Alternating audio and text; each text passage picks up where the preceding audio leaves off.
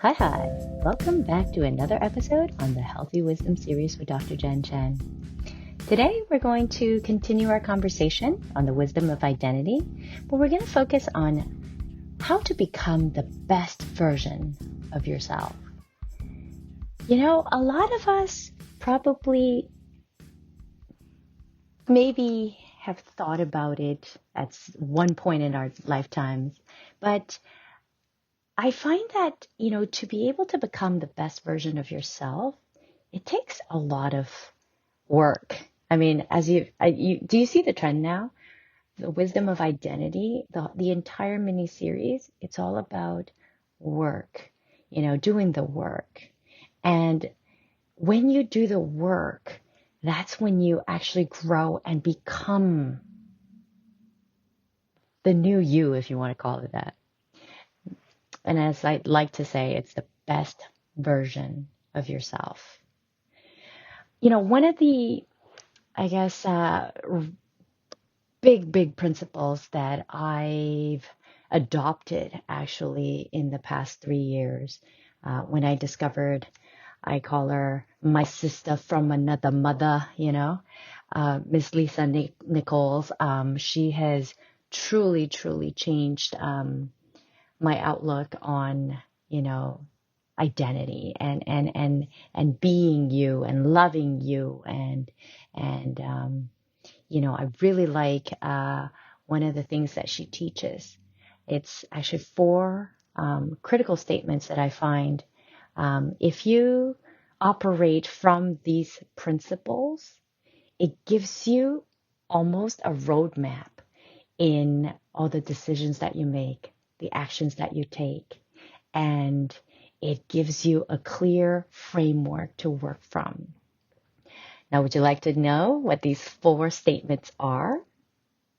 This is one of my probably biggest aha moments when I learned this from her. So I totally am just so grateful that she is continuously helping people find themselves, and truly she's a transformational leader in my mind, and I love her. I love her, the way she tells stories. I love how far she's come in her life, and truly, I follow her in all that, that she teaches. So the first statement goes like this. If you can tell yourself, I have nothing to hide, and I'm just going to go through the four statements. So I have nothing to hide. I have nothing to protect. I have nothing to prove. I have nothing to defend. Wow. When I began to apply this framework of thinking, because again, we're not used to, thinking about our decisions as, being able to kind of uh, fit, a certain principle that we live by. I really think that this gives us a way to be more congruent with ourselves and what we value. And if you've done your homework from the first episode of this mini series and you've journaled and you've made your list, of your likes and dislikes and your values and the life goals that we've talked about. And if you've done the work of creating that list of the things that you love about yourself, the little things that you do in your life that, other people appreciate, that we talked about last week. And this week, if you begin to apply all of those little itty bits and operate from this framework that I'm giving you today, I really don't see how you would not be able to get to the best version of yourself I'd say in the near future. So when I first started using these four key statements to operate from in all the things that I do. And like, um, a lot of people ask me, well, oh my God, how do you handle like all these things that you have on your plate? And quite often in my life, and I don't say this to be somebody that wants to qualify myself, because I try not to live in that sort of qualifying world, instead of like, so for those of you who may not know what qualifying, sort of the context of the qualifying is, I'll just give you an example. It's like, when we say boss, so a few years ago, a lot of people were like girl boss, babe boss, woman boss, Asian boss. So the adjectives that are placed in front of boss qualify what type of boss you are.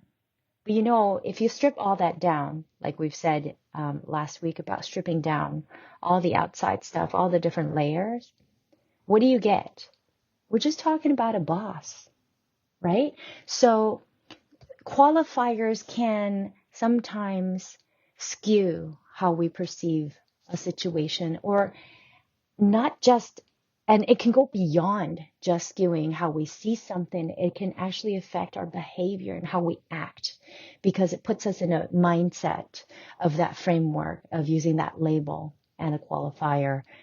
So for example, I'll give you an example so that it's a little bit more concrete. Most of the boardrooms that I've been in, when and I've been part of quite a few boards, generally speaking, I would be the only Asian, probably the youngest, and also one of the minority women in that boardroom. Because we all know that traditionally boardrooms are very well populated with the typical male. They are 90% of them are or they're Caucasian, so non-Asian. And thirdly, general, like if you think of a board, what comes to mind? Generally, that's kind of the image, a guy in a suit, who's in his like, early 50s, to maybe like mid 60s, and very impeccably dressed, hair beautifully combed, and sitting, upright, swiveling in his chair, and and and and so he's generally not young, right? So that's the typical image of a boardroom um, member. And so I myself, especially in my younger days, where I just, I'm just one of those people that, I'll just go for it, um, if I get, if I get accepted and I, become one of the board members, great, I'll learn from that. I'll do all the legwork, and I will, slowly do the climb. And ultimately, I'm just one of those people that just wants to learn and experience. And if I can, I want to be the agent of change, and to broaden the opportunities for, other people to also come in and join whatever group and whatever boardroom and whatever organization or whatever group that I'm in. I've always been kind of that person. I'm not saying that it's comfortable, because it's never been comfortable for me, but I put myself out there because I've learned a lot over the years by doing that. And so, once you kind of learn from the first experience, you kind of feel like, what, if I've done it once, I could probably do it again. So to coming back to, sort of the qualifier of a boss, so it's important for us to not work from a framework of having labels. I try to, in my earlier days, I tried to just think, yeah, I may be the youngest, I may be the only Asian person on this board, but you know what? I bring a different perspective. And I remember the first couple years on that board, I was practically silent because I didn't know if my opinions mattered. I didn't know if what I was going to say was going to have any effect on on the outcomes. And so I pretty much just kind of, sort of, I listened a lot, and I did all the little things on the board. I never pushed myself to do anything that was a little bit sort of higher level. And so, as I became more comfortable with board dynamics and, doing a little bit more work on myself, maturing into a little bit more of a confident person that I became. And then I started doing slightly more things that were in the medium high level activities. So I just wanted to kind of remind, give you that example as a good sort of starting point to think about, um, try not to try not to qualify yourself, because that will affect how we act. And a lot of people that I've heard of, they say, oh my God, like, how do you survive, like, being in a boardroom filled with like all these classic board members? And, how do you continue to go, at your pace and do what you do? Because that's a lot of pressure. And like I said, it's not easy. And I had to learn to become a little bit more assertive, and had to basically coach myself to understand that, my voice is the purpose by which I got on this board for. And it wasn't just my voice. I was representing a certain group of members that may not be heard if there's nobody that looks like them, that thinks like them, that grew up in their culture and is in their generation. I represented the broad scope of who those people were. And so my voice wasn't just my voice alone. My voice also carried all of those people that were part of that spectrum. And so once I understood that part, then I began to really, act like who I should be, and I began to really dig deep on, all the nitty gritties, like, the policies, the projects that we had going on, the initiatives, and I became a much more active participant, and I volunteered myself, so that I could learn more and grow more and be able to assert myself more. So I I constantly encourage, those in the newer generation as well to also think from that mindset and that framework. Um, and so the next level of my growth came when I was able to apply the statements that I've just shared with you. This is almost like the background exercise that you could do. Um, it's like, laying out your strategic priorities and your core values in a business, because every decision that you make and every project that comes in that wants your attention, your budget, your effort, it's going to cost you something.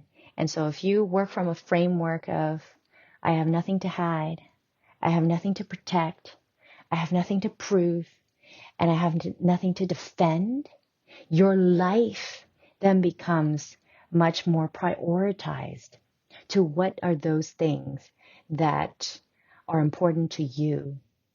And then you start to be able to say no to those things that actually don't bring value to your table. And also, you don't waste time. You don't spend the time to actually doubt yourself, perhaps if you thought that you were trying to protect your reputation, or you were trying to protect, somebody else from being at fault, like, and the third one, I mean, I have nothing to prove. Oh, that's a big one for me. Many, many, many years. I mean, I call this the achievers